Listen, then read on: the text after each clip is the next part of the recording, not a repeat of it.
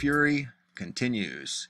We're going to start off with snow over in the United Arab Emirates. Check it out.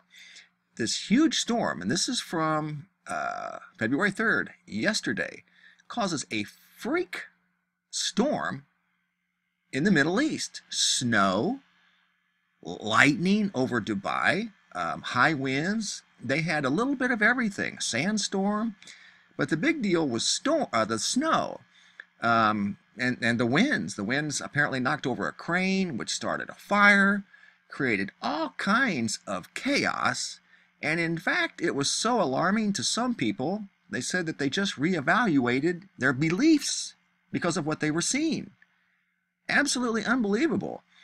And they were describing it as apocalyptic, while others remarked that they thought they were in the final hours of Earth. That's how alarming it was to them. And back to the global map, you can see right here where this little green arrow, or circle, I'm sorry, that is UAE, right here. It's right where it sits. This is UAE, this is the Persian Gulf, this is Oman, Yemen, and Saudi Arabia. Then up and through here you've got Kuwait and Iraq. But the most action was right down here in UAE and Dubai. Unbelievable. Snow, dust storm, lightning, wind. It was on. People were really freaked out by this. Toppled a crane. You guys remember the big chunk of the Hawaiian Islands right there falling off into the ocean? That was on February 2nd. Freak storm on February 3rd. Space weather on February 3rd also, showing Ezekiel's wheel in the sky over in California. And here's another thing, heliplots. This is the very latest update. We're into February 5th, 1:32 Universal Time. Eerily quiet. That's been black for 2 weeks. Texas, that's not unusual at all. The rest of them, with the exception of one in the South Pacific, this is an anomaly. That is not an earthquake. Brazil always looks like that. I think it's got something to do with the equator of Earth. Everything else looks very, very quiet. So Earth is leaving the neutral zone. We're leaving that neutral pocket, as I like to call it. And we're seeing crazy weather, snow in UAE. People are changing their belief systems off of what they saw over here the other day. At least that's what they're saying on Twitter. They were so freaked out by all of this. So we've got climate chaos. We've got chunks of the Hawaiian island falling off into the ocean with fire hose is how they're labeling this lava that is shooting off the cliff into the ocean. And it is still doing that as we speak. And February is only going to get more interesting as each day moves forward. And Earth moves a million miles closer to the hot spot. And it's look how big that thing is!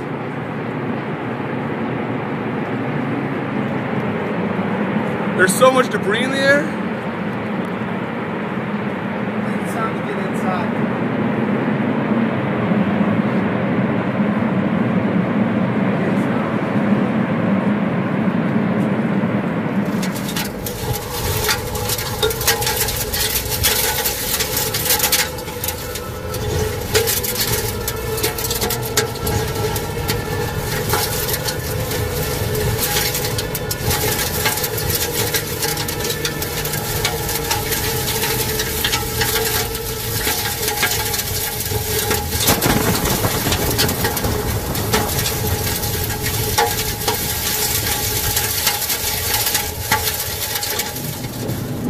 No, we're good. Watch. Is there anybody behind us, Colt? No, there you go. Good, keep going, keep going. Hold on, I'm gonna get in this house. Keep going. We're good. It's crossing the road right where we was fucking House just got destroyed. House is getting destroyed. Look.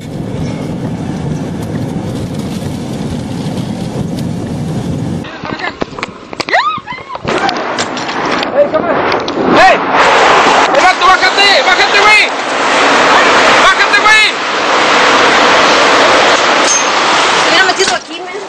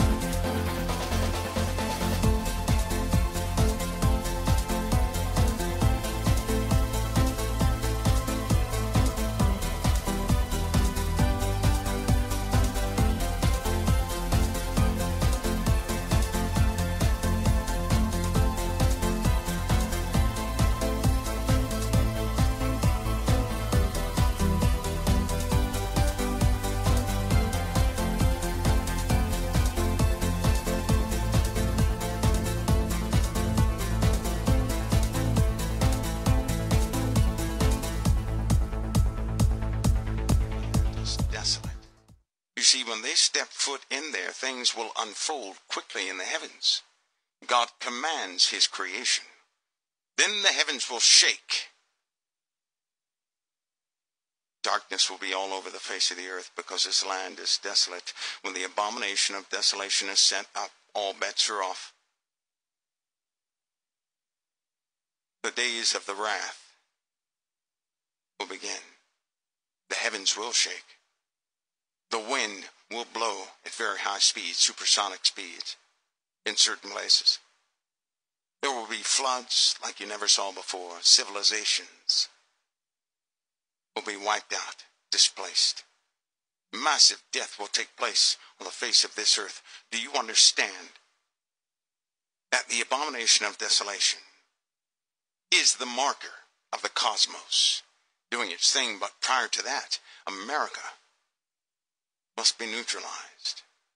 Do you understand that? Before the abomination of desolation, America must be put in a position where it cannot respond to Israel. So long as we can respond, we will not suffer Israel to be taken over. That means NATO and America were tied up, or certainly defeated to a degree that we could no longer respond in the Middle East. Do you understand that?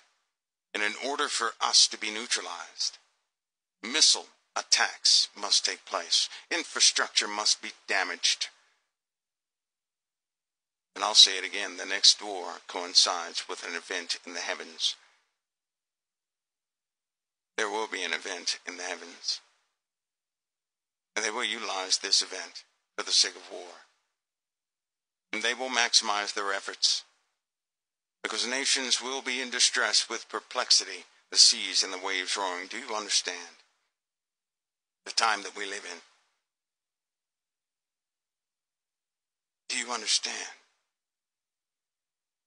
That's why the Lord has called us to be so serious. That's why the Lord has called us to wake up, to go into his word and don't take anything lightly. We've been warned that if our joy is in this world, to take it out and receive our joy from the Lord only. We have also been warned to look up to him and don't look away. Because to look to the Lord is to walk in a soberness. These events will take place while people are conducting business as usual on the face of the earth. They will take place without warning. The only folks who will have a warning are the Christians, because you're looking for it, but the world's going to miss it. That's very important for you to know. It will come upon the world like a flood, and they're not going to know anything until it comes upon them. But for you, the Lord gave you the prophecies to follow. He gave you those prophecies to follow. Now we have a radioactive wave coming into our solar system. Massive radiation accompany these waves. I gave you a hint well before October, saying that mid-October, the shock wave would hit. I gave you that so you would take heed to what's about to unfold. So many people are not going to be prepared. So many people are going to have radiation sickness, and they don't even know it. People are living near dormant volcanoes that they've never spoken of. One of the biggest volcanoes is underneath Italy, and people don't even know it. It's bigger than Yellowstone. It makes Yellowstone look like a soda cap. The largest monster on the face of this earth is right outside of Japan. It's in the South Pacific, or let's just say parts of the North Pacific and South Pacific, and it is a monster. It's one of the biggest monsters in the known solar system. It's active. There are no-go zones around it. because nickel is coming up from the cracks in the ocean. Do you know where nickel comes from? Nickel does not come from a volcano. Nickel is the matter, the theorized matter in the core of the earth. Why is nickel coming up through the ocean floor? Nickel is coming up through the ocean. That means there's a crack in the earth. Yet people still dancing around doing foolish things. The entire southern hemisphere is heating up. That's why these storms are so massive, because the ocean water in the southern hemisphere is outrageous.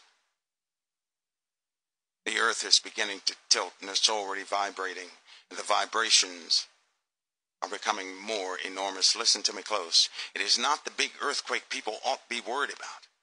It is the frequency of the small earthquakes that show you that the earth is vibrating. And it's getting worse and worse and worse. There are forces in the heavens that are causing satellites to run out of fuel for adjusting their orbits. There are strange forces acting upon the satellites. Haven't you noticed some strangeness with your cell phones? Haven't you? Strangeness. This year, as of late, in the last 5 months, you should have noticed strangeness in your cell phones. Because the satellites are doing a wicked shimmy up there. Because the forces are entering into the solar system. And guess what's going to react to the forces that enter into the solar system? The sun. So you'll have to excuse me when I thank God for those who watch the sun. It's coming and nobody can do anything about it.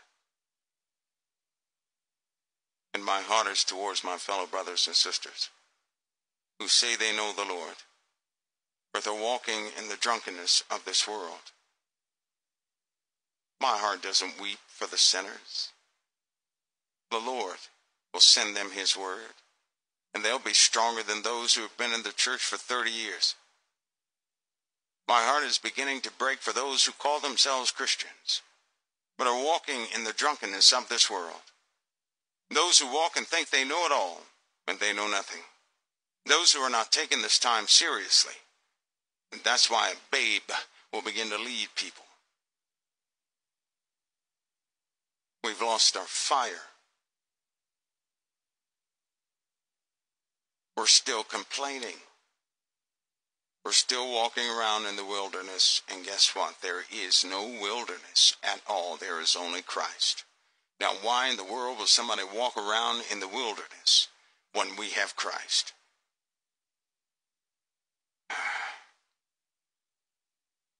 We're saying, I love you, Lord, but we're acting like heathens, destroying our own lives.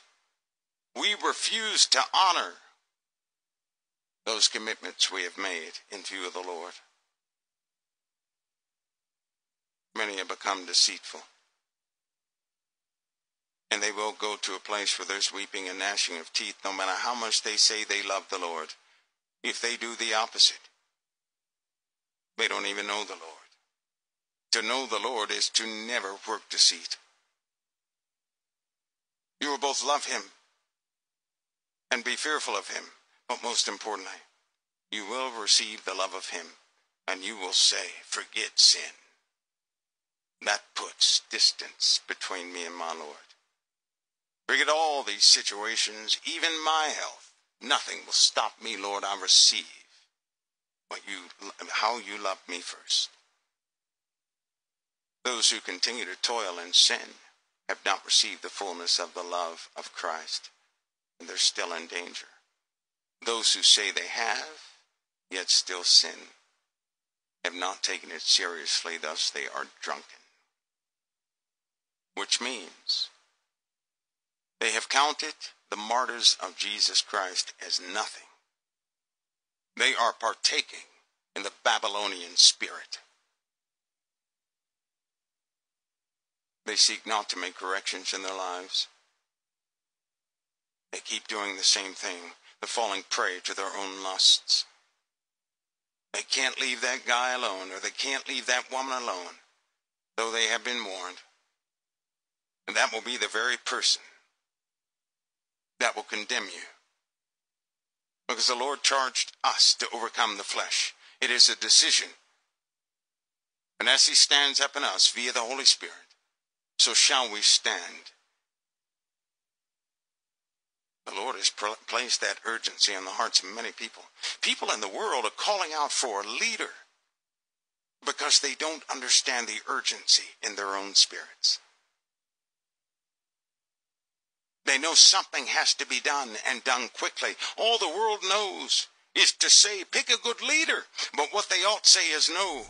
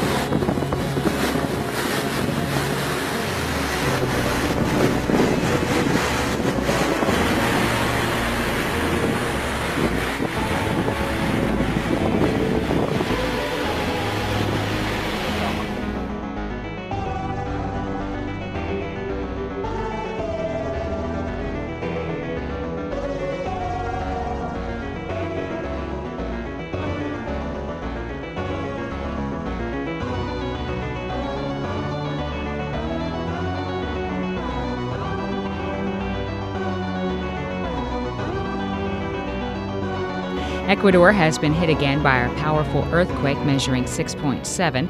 It happened Wednesday in the same area where powerful quakes were felt last month, which killed more than 650 people, injured more than 16,000, and caused more than $2 billion in damage. And that tornado continues to turn to the east, getting even closer to I-35, and now it's a little north, and it might mean, hopefully it means it's a weakening.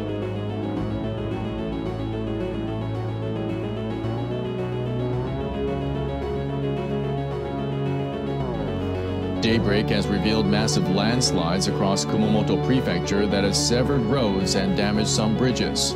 Workers are also trying to rescue people trapped in collapsed apartment buildings and houses. Meteorological officials say the quake occurred at around 1:25 a.m. Saturday, Japan time. They say the focus was about 12 kilometers deep in Kumamoto Prefecture. The jolt registered an intensity of 6+ on the Japanese seismic scale of 0 to 7 in some parts of the prefecture. Media reports indicate at least 53 people have been killed in flash floods in the northwest area of Pakistan since Saturday. Some villages have been told to evacuate as floodwaters rise. This is pre-monsoon rains before the summer monsoons began, which last year killed dozens.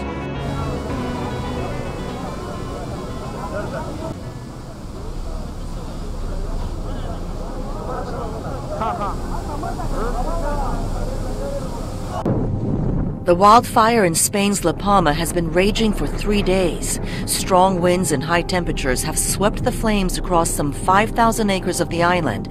2,500 people have been evacuated. One park ranger died while helping to control the blaze. Some 200 firefighters are battling the blaze, but weather conditions are making their work difficult as the fire continues to burn out of control.